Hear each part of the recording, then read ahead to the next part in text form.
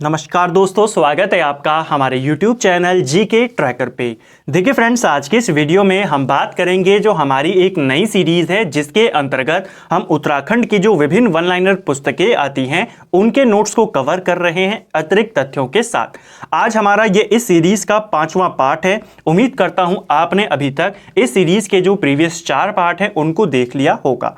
तो चलिए फ्रेंड्स, बिना टाइम वेस्ट किए वीडियो को शुरू करते हैं। आज का हमारा पहला प्रश्न है, वर्ष 1814 में अंग्रेजी सेना किन दर्रों से देहरादून में आई थी? सही आंसर होगा मोहंड दर्रा और तिमली दर्रों से अंग्रेजी सेना देहरादून के अंदर एंटर हुई थी। ठीक है, ये जो दर्रे हैं बेसिकली ये देहरादून को सहारनपुर के साथ जोड़ते हैं। दूसरा प्रश्न है हमारा, 1814 में नाला पानी का युद्ध किस किस के मध्य में हुआ था? अब देखिए, ये जो नाला पानी का युद्ध है इसे खलंगा का युद्ध भी कहते हैं, ये भी आपको याद रखना है। ठीक है, इसे खलंगा का युद्ध भी कहते हैं और यह युद्ध गोरखाओं और अंग्रेजों के मध्य में हुआ था। ठीक है, यहां पर आपको पूछ रहा है कि यहां पर लीडर कौन थे, किनके नेतृत्व में यह युद्ध लड़ा गया। तो गोरखाओं का नेतृत्व कर रहा था बलभद्र शाह थापा और अंग्रेजों का नेतृत्व कर रहा था जनरल जिलेस्पी। तो दोनों चीज आपको याद रखनी है। आपको पूछेगा नाला पानी के युद्ध में गोरखा सेनापति कौन था, तो वो था बलभद्र शाह थापा। ठीक है, और अंग्रेजी सेनापति कौन था? General Gillespie. इन दोनों के स्मारक भी यहीं पर स्थित हैं। तो नाला पानी का युद्ध या खलंगा का युद्ध किस किस के बीच लड़ा गया? अंग्रेज और गोरखा, और दोनों का नेतृत्व यहां पर इन दोनों ने किया था। चलिए नेक्स्ट है हमारा, देहरादून की स्थापना कब की गई थी? सही आंसर है 1817 में। देहरादून की यहां पर स्थापना 1817 में की जाती है। अब देखिए, इसको जिले के रूप में यहां पर गठित किया गया। जब इसे गठित किया गया तो इसको सहारनपुर मंडल में शामिल कर दिया गया। ठीक है, देहरादून का गठन हुआ 1817 में, इसे सहारनपुर मंडल में शामिल कर दिया गया। इसके बाद आपको कुछ वर्ष याद रखने हैं, जैसे 1825 में सहारनपुर मंडल से निकालकर देहरादून को कुमाऊं डिवीजन में शामिल कर दिया गया। ठीक है, यानी कि कुमाऊं कमिश्नर के अधीन कर दिया गया। 1829 में इसे कुमाऊं डिवीजन से हटाकर मेरठ मंडल में शामिल कर दिया गया। ठीक है, और 1829 से लेकर 1975 तक देहरादून मेरठ मंडल में शामिल रहा। 1975 में मेरठ मंडल से निकालकर देहरादून को गढ़वाल मंडल में शामिल कर दिया गया। तो ये कुछ वर्ष हैं जो आपको याद रखने हैं। ठीक है, चलिए अगला प्रश्न है हमारा, किस वर्ष देहरादून को अलग जिले के रूप में प्रकाशित किया गया था? अब देखिए, जो मैंने आपको अभी कुछ फैक्ट बताए इनसे जुड़ी हुई एक और बात आपको यहां पर याद रखनी है। हमने बात करी कि 1817 में देहरादून की स्थापना हुई। कहीं पर कहा गया है कि 1817 में इसे तहसील बनाकर सहारनपुर जिले में शामिल कर दिया गया। ठीक है, और स्वतंत्र जिले के रूप में इसे 1871 में बनाया गया। तो आपको दोनों चीजें याद रखनी है, देहरादून की स्थापना भी आपको याद रखनी है और स्वतंत्र जिला अगर पूछेगा तो 71 भी आपको याद रखना है, क्योंकि दोनों फैक्ट सही हैं। अगर आप देहरादून की जो ऑफिशियल वेबसाइट है वहां पर भी जाएं तो वहां पर भी आपको यह देखने को मिलेगा कि इसे अलग जिले के रूप में 71 में बनाया गया।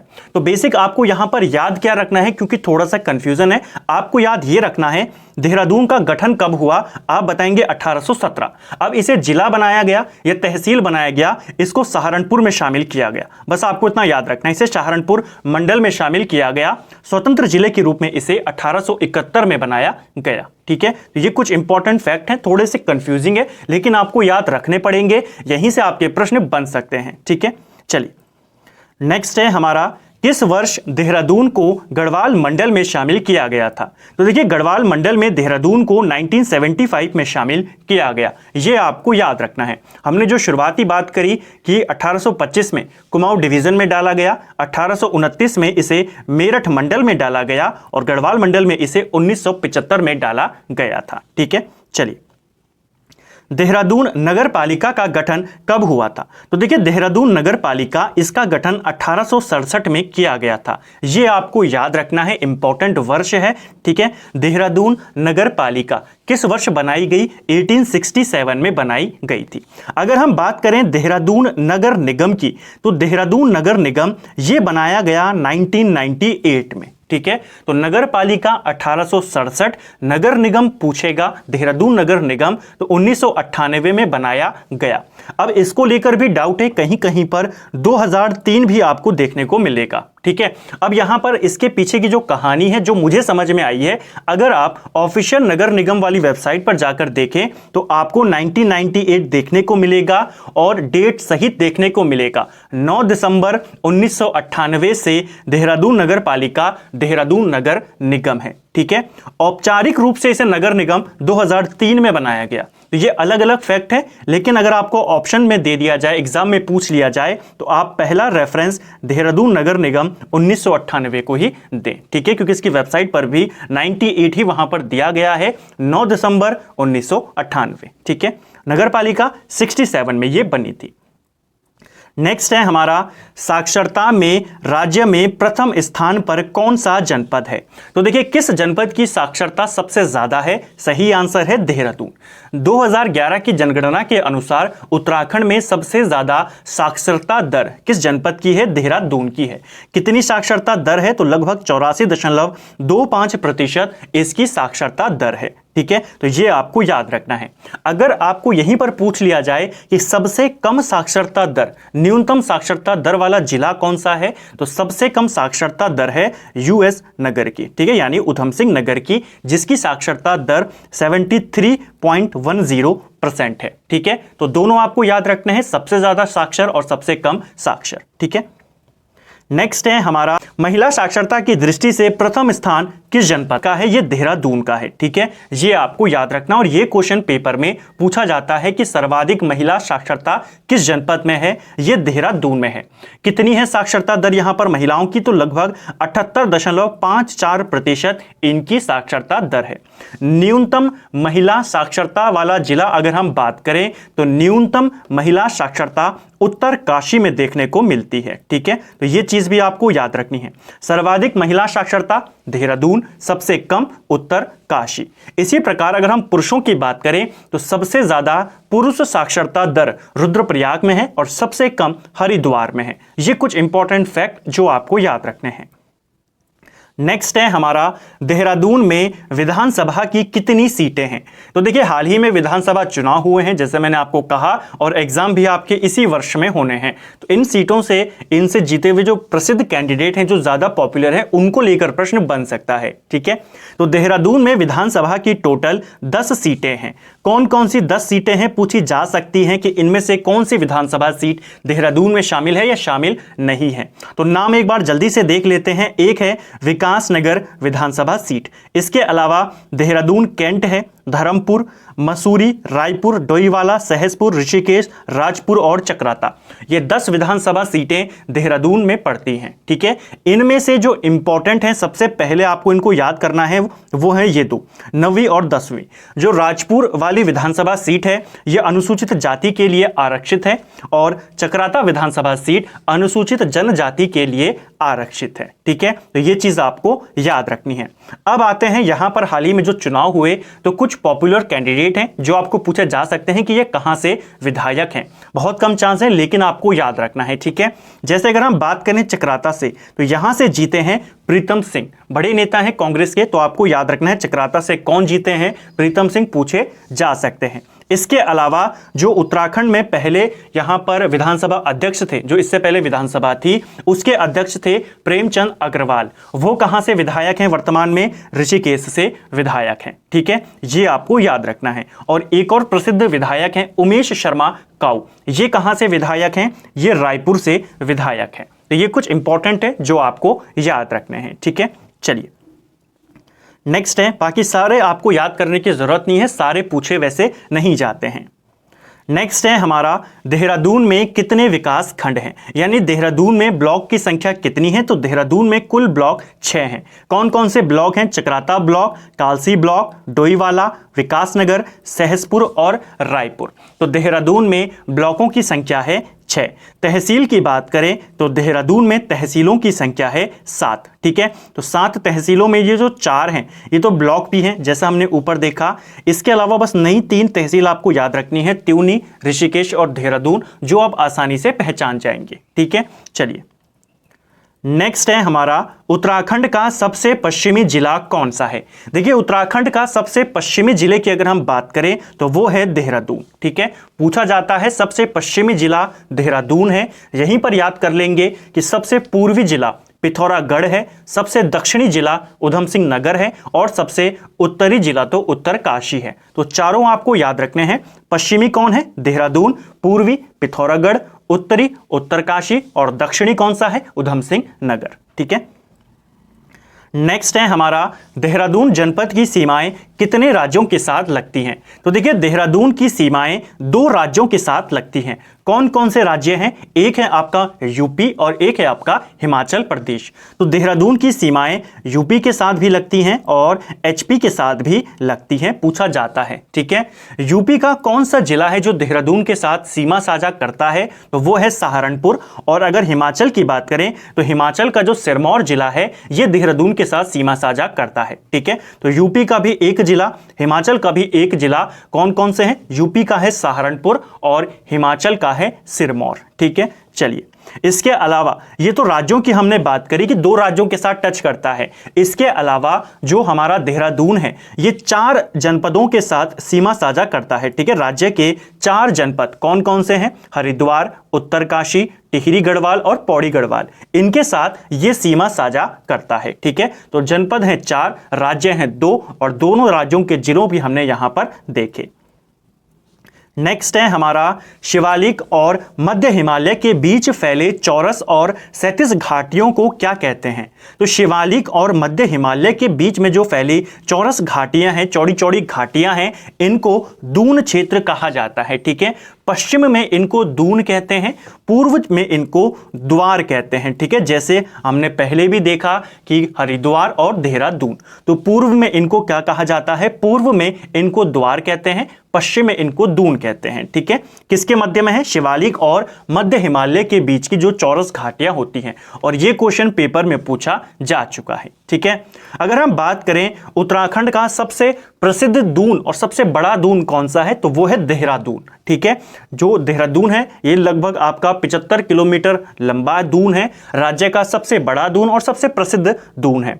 अन्य कुछ प्रमुख दून की अगर हम बात करें, जैसे एग्जाम में पूछा जाता है कोठारी दून किस जनपद में है? ठीक है, तो कोठारी दून, चौखम दून, ये दोनों आपके पौड़ी गढ़वाल में पड़ते हैं। ठीक है, इसके अलावा पातली दून और कोटा दून, ये दोनों नैनीताल में पड़ते हैं। और सबसे प्रसिद्ध दून कौन सा है? वो है देहरादून। ठीक है, चलिए नेक्स्ट है हमारा टाइगर फॉल कहां स्थित है। देखिए टाइगर फॉल या टाइगर जलप्रपात ये आपके चक्राता में स्थित है। ठीक है, तो पूछा जाता है टाइगर फॉल या टाइगर जलप्रपात आपके कहां पर है? देहरादून। एग्जैक्ट पूछेगा, चक्राता में ये स्थित है। इसके अलावा और कौन कौन से जलप्रपात हैं जो देहरादून में आते हैं? जैसे कि आपका एक आता है मोईगाड़ जलप्रपात, कहां पर है? आपको डायरेक्टली पूछा जाएगा मोईगाड़ जलप्रपात कहां पर है? तो ये आपके देहरादून में है, चक्राता में है। ठीक है, इसके अलावा एक और आपको याद रखना है किमोना जलप्रपात, ये भी देहरादून में है। ठीक है, शिखर फॉल जलप्रपात कहां पर है? ये भी आपके देहरादून में है। ठीक है, मैसी जलप्रपात या मासी जलप्रपात कहां पर है? तो ये भी आपके देहरादून में पड़ता है। कुछ इंपॉर्टेंट जलप्रपात हैं जो आपको याद रखने हैं। और देखिए फ्रेंड्स, यहां पर हम जो वन लाइनर बुक्स को कवर कर रहे हैं और सबसे पहले हम नोट्स पब्लिकेशन वाली को कवर कर रहे हैं। बहुत सारे फैक्ट हैं, अलग अलग बुक का मिक्सचर है, तो आप इनकी एक अलग से कॉपी जरूर बनाएं, इनको आप नोट करते हुए चले, क्योंकि मैं कोशिश करता हूं कि आपको सिर्फ बुक का कंटेंट ना दूं, उनसे रिलेटेड जितने भी एक्स्ट्रा फैक्ट हैं वो भी मैं आपको साथ साथ में देता रहूं। तो आपको जो क्वेश्चन आते हैं उनको छोड़ दीजिए, उनको रिवाइज कीजिए, जो नहीं याद हैं, जो नहीं आते हैं या जो एक्स्ट्रा फैक्ट हैं उनको आप नोट करते हुए जरूर चलें। ठीक है, इससे आपका ही फायदा होगा और आपको रिवीजन करने में काफी मदद यहां पर मिलेगी। नेक्स्ट है हमारा पटना जलप्रपात कहां स्थित है। पटना जलप्रपात ये भी देहरादून में है। एग्जैक्ट की बात करें तो ऋषिकेश में स्थित है पटना जलप्रपात। हाड़ी जलप्रपात कहां स्थित है? तो हाड़ी जलप्रपात, इसके अलावा भट्टा जलप्रपात, ये दोनों आपके कहां पर हैं? देहरादून में स्थित है। ठीक है, इसके अलावा कांसरो ताल, कांसरो ताल भी आपके देहरादून में है। और इसके अलावा एक और ताल जिसका नाम है चंदवाड़ी ताल, तो चंदवाड़ी ताल भी आपके देहरादून में है। ठीक है, ये भी आपको याद रखना है, पूछा जाता है। नेक्स्ट है हमारा आसन नदी और यमुना नदी का संगम कहां पर होता है। तो आसन, मैंने कुछ दिन पहले ही क्वेश्चन पूछा और प्रीवियस वीडियो में भी हमने देखा था कि आसन नदी किसकी सहायक नदी है, तो ये यमुना की सहायक नदी है और इन दोनों का संगम होता है देहरादून में रामपुर मंडी के निकट में। ठीक है, तो ये क्वेश्चन एग्जाम में भी पूछा गया है। आसन किसकी सहायक नदी है, यमुना नदी की है और दोनों का संगम रामपुर मंडी देहरादून में हो जाता है। ठीक है, नेक्स्ट है हमारा आसन बैराज का निर्माण किस वर्ष में किया गया था। तो देखिए आसन बैराज, इसका निर्माण 1967 में किया गया। ठीक है, आपको याद रखना है आसन बैराज आपके देहरादून में है, 1967 में इसे बनाया गया था। ठीक है, इससे जुड़ा हुआ आपको एक दो बातें याद रखनी है, जैसे कि ये जो आसन बैराज है, ठीक है, इसको हम ढालीपुर झील के नाम से भी जानते हैं। तो ये चीज भी आपको याद रखनी है। इसे हम आसन जलाशय, क्योंकि आसन नदी पर बना है तो इसे आसन जलाशय या ढालीपुर झील के नाम से भी जाना जाता है, ये आपको याद रखना है। सिसवा और वाल्दी नदी किसकी सहायक नदियां हैं। तो देखिए दो महत्वपूर्ण नदियां हैं देहरादून की हैं, सिसवा और वाल्दी।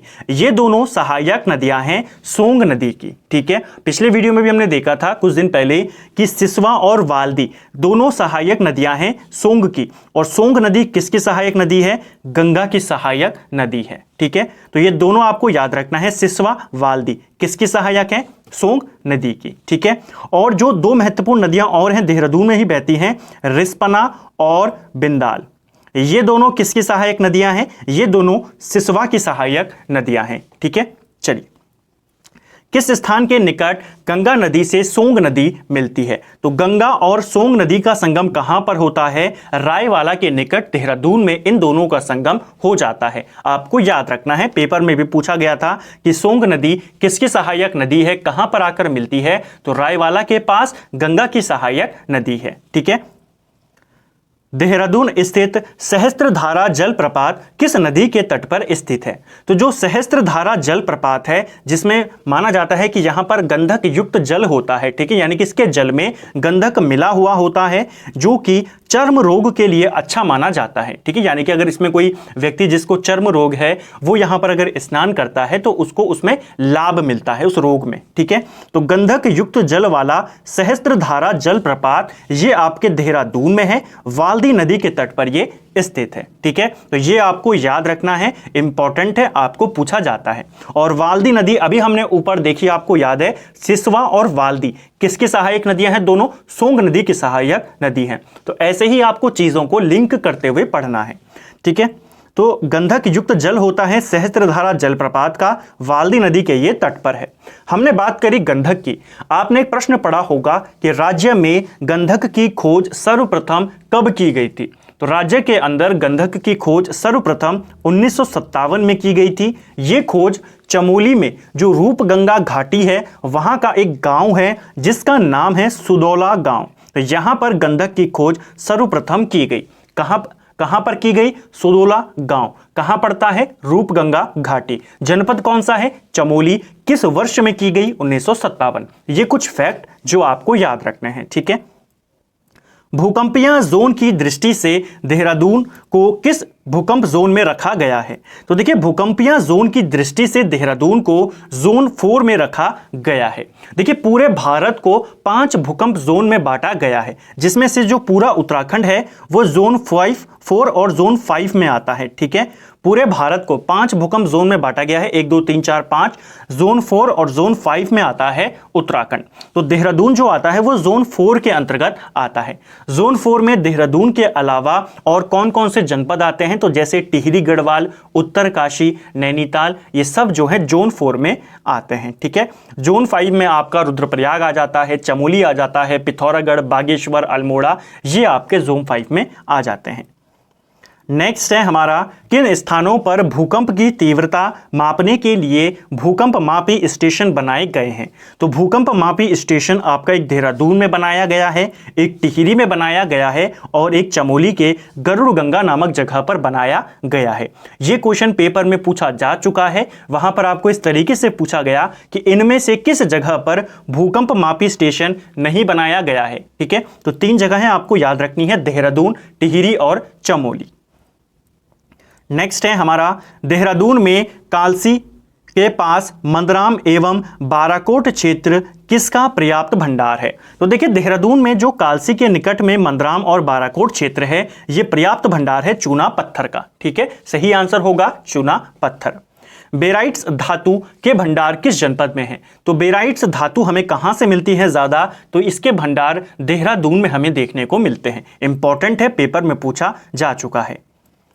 राज्य के नदी बेसिनों में प्रतिशत की दृष्टि से सर्वाधिक वन किस नदी बेसिन में पाए जाते हैं? ठीक है, यानी कि सर्वाधिक वन आच्छादित किस नदी घाटी में है? तो ये है टोंस नदी घाटी में। ठीक है, राज्य वन्यजीव बोर्ड का पदेन अध्यक्ष कौन होता है? तो राज्य वन्यजीव बोर्ड का पदेन अध्यक्ष राज्य के मुख्यमंत्री होते हैं। ठीक है, यानी कि वर्तमान की अगर हम बात करें, वर्तमान में राज्य वन्यजीव बोर्ड का अध्यक्ष कौन है? तो वर्तमान मुख्यमंत्री पुष्कर सिंह धामी इसके अध्यक्ष हैं। राज्य के प्रथम वन्यजीव संरक्षण केंद्र मोतीचूर वन्यजीव विहार की स्थापना कब हुई थी? तो राज्य का पहला वन्यजीव संरक्षण केंद्र कौन सा है? वो है मोतीचूर वन्यजीव विहार और इसकी स्थापना 1935 में की गई थी। ठीक है, तो ये आपको याद रखना है। और 1983 में इसे किस में मिला दिया गया? राजाजी नेशनल पार्क में इसे मिला दिया गया था। उसके बारे में भी अभी हम यहां पर बात करेंगे।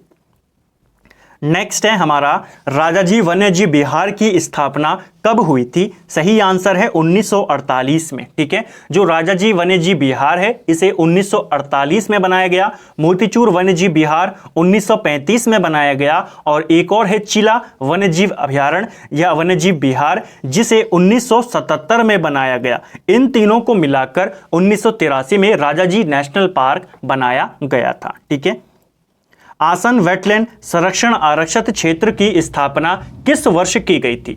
अब देखिए यहां पर आपको 3 वर्ष याद रखने हैं। पहला वर्ष 1967 जो हमने ऊपर देखा, दूसरा वर्ष याद रखना है 2005 और तीसरा वर्ष याद रखना है 2020।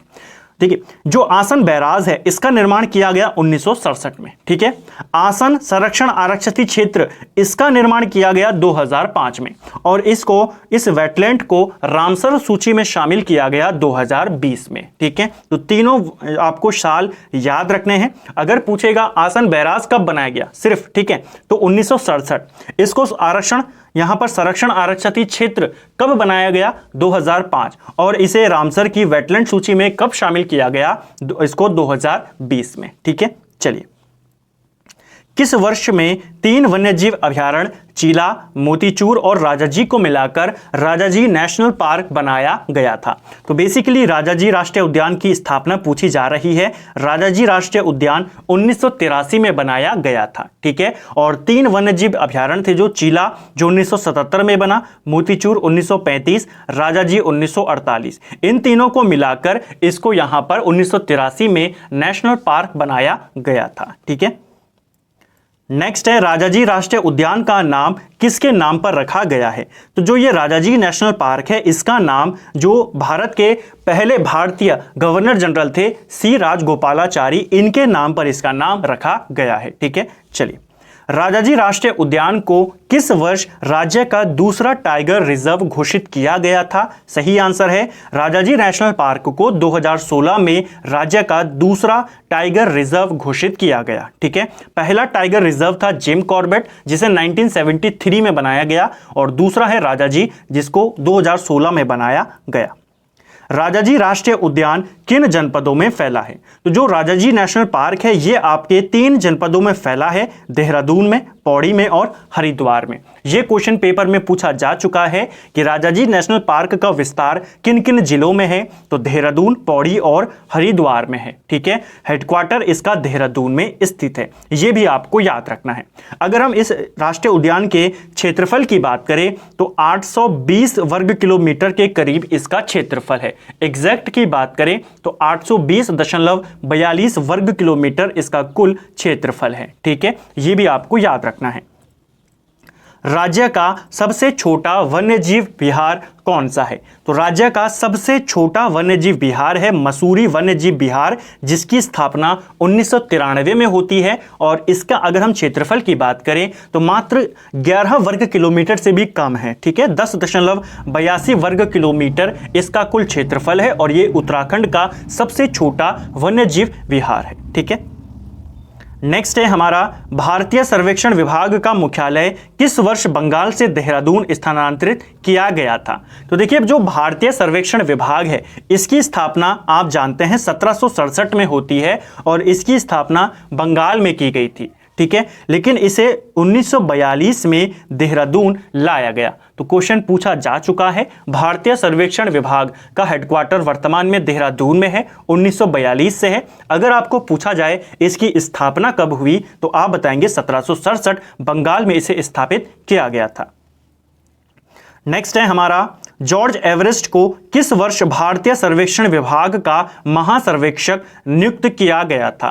तो देखिए, जॉर्ज एवरेस्ट को भारतीय सर्वेक्षण विभाग का महासर्वेक्षक 1830 में नियुक्त किया गया था, ठीक है, इंपॉर्टेंट है। 1830 में इनको सर्वेयर ऑफ इंडिया नियुक्त किया गया था, ठीक है, सर्वे ऑफ इंडिया यानी कि महासर्वेक्षक इसको नियुक्त किया गया, कहां का, भारतीय सर्वेक्षण विभाग का। तो वर्ष आपको याद रखना। अगर हम इनके कार्यकाल की बात करें तो 1830 से लेकर 1843 तक ये भारत के जो ये भारतीय सर्वेक्षण विभाग है इसके महासर्वेक्षक रहे थे, यानी सर्वेयर जनरल ऑफ इंडिया रहे थे, ठीक है। तो आपको याद रखना है 1830 से लेकर 1843 तक इनका पूरा कार्यकाल है, ठीक है। चलिए, एक और चीज आपको याद रखनी है, 1830 में ये यहां पर महासर्वेक्षक नियुक्त हुए। 1832 में इन्होंने मसूरी के अंदर अपना एक कार्यालय स्थापित किया जिसे हम वर्तमान में जॉर्ज एवरेस्ट हाउस के नाम से जानते हैं। और ये क्वेश्चन पेपर में पूछा गया कि एवरेस्ट हाउस कहां स्थित है, तो ये आपके मसूरी में है। 1832 में इसे बनाया गया था, ठीक है, तो आपको याद रखना है। नेक्स्ट है हमारा, भारत के प्रथम वन महानिरीक्षक कौन थे। भारत के पहले वन महानिरीक्षक थे डिट्रिच ब्रैंडिस, ठीक है, ये आपको याद रखना है। जो भारत के पहले वन महानिरीक्षक हैं कौन हैं, डिट्रिच ब्रैंडिस। अब इसको लेकर आपको कुछ बातें याद रखनी है। देखिए, भारत में वन विभाग की स्थापना कब होती है, तो भारत के अंदर वन विभाग 1864 में बनाया जाता है, ठीक है, और इसी का अध्यक्ष बना दिया जाता है डिट्रिच ब्रैंडिस को, ठीक है। इसी की सलाह पर, इसी डिट्रिच ब्रैंडिस की सलाह पर जो भारतीय वन अधिनियम था 1865 इसको लाया जाता है। किसकी सिफारिश पर बना, इसी ब्रैंडिस की सिफारिश पर। तो ये तो हमने बात करी भारत के संदर्भ में। अगर आपको पूछा जाए कुमाऊं में वन विभाग कब बनाया गया, कुमाऊं वन विभाग की स्थापना 1868 में होती है, ठीक है। गढ़वाल वन विभाग की स्थापना 1869 में होती है। टिहरी वन विभाग की स्थापना 1885 में होती है। ये तीनों भी आपको याद रखने हैं, पूछे जाते हैं। नेक्स्ट है हमारा, देश के प्रथम वन महाविद्यालय की स्थापना किस वर्ष की गई थी। सही आंसर है 1878 में। देखिए, 1878 में इसी डिट्रिच ब्रैंडिस की सिफारिश पर, यह सलाह पर वन महाविद्यालय की स्थापना की गई थी देहरादून में, ठीक है। किस वर्ष, 1878। किस नाम से इसकी स्थापना की गई थी, तो फॉरेस्ट स्कूल ऑफ देहरादून के नाम से इसे स्थापित किया गया, ठीक है। इसके गठन की सलाह किसने दी थी, डिट्रिच ब्रैंडिस ने। 1884 में इसका नाम, जो कि फॉरेस्ट स्कूल ऑफ देहरादून था, इस नाम को बदलकर इंपीरियल फॉरेस्ट स्कूल कर दिया गया। ज्यादा इंपॉर्टेंट नहीं है लेकिन आपको याद रखना है, ठीक है।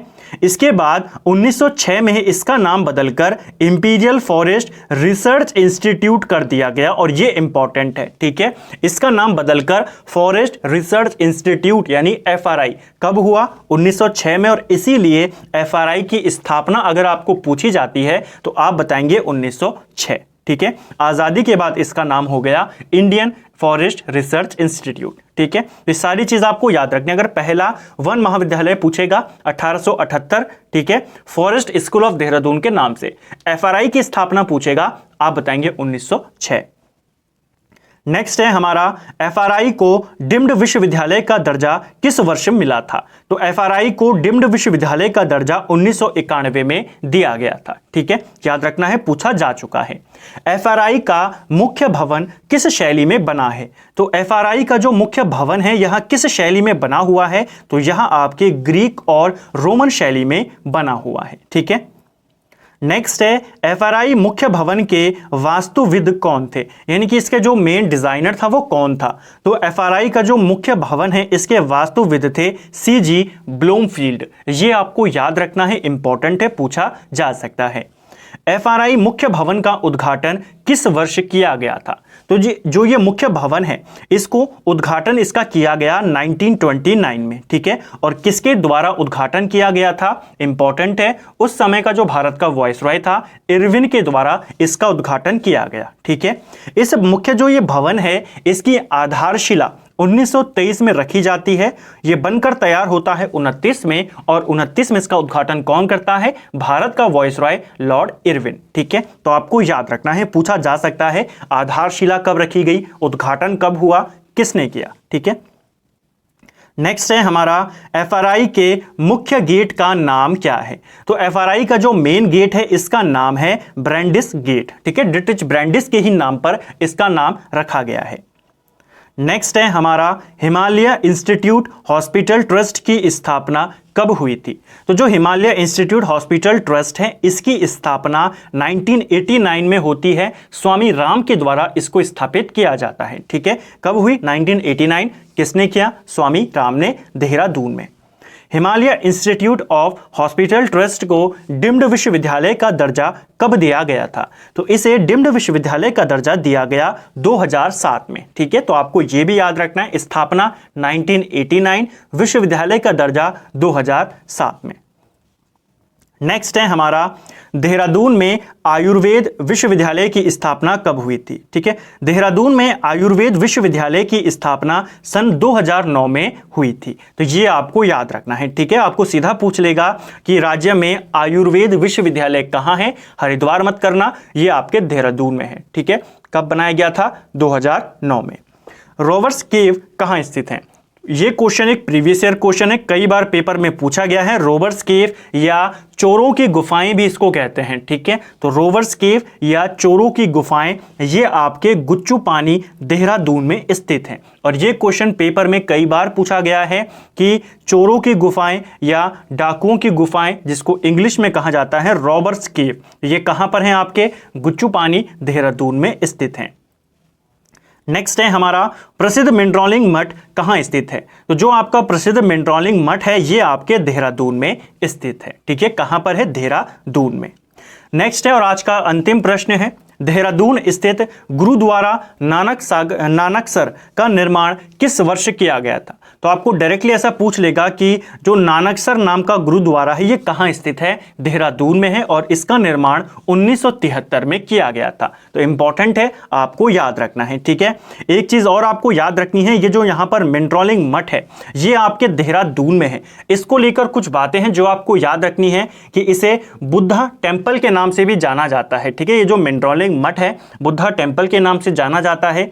2002 में इसका निर्माण हुआ था, और इसका जो उद्घाटन किया था वो जो तिब्बती धर्मगुरु हैं दलाई लामा उनके द्वारा किया गया था। ये कुछ फैक्ट जो आपको याद रखने हैं।